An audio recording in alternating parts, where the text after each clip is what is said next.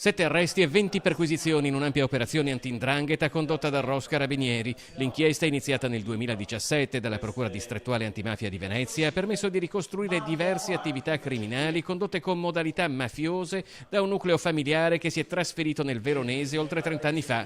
Un'indagine che soprattutto per la prima volta in Veneto ha documentato l'operatività di un gruppo criminale a connotazione mafiosa in raccordo con imprenditori locali. Si presentano come imprenditori e quindi trattano a pari con altri imprenditori locali.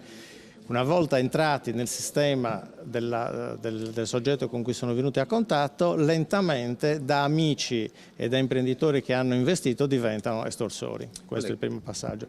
Il secondo è la fattispecie relativa al risolvere i problemi, come l'ha definita lei, che è tipica del controllo sociale dell''ndrangheta, diciamo. Cioè, si presentano come coloro che a fronte di problemi sono in grado di intervenire direttamente fuori dalle vie legali. Le ipotesi di accusa sono estorsione, violenza o minaccia per costringere a commettere un reato, trasferimento fraudolento di valori, resistenza pubblica ufficiale, incendio, minaccia, attentata frode processuale commessi con modalità mafiose.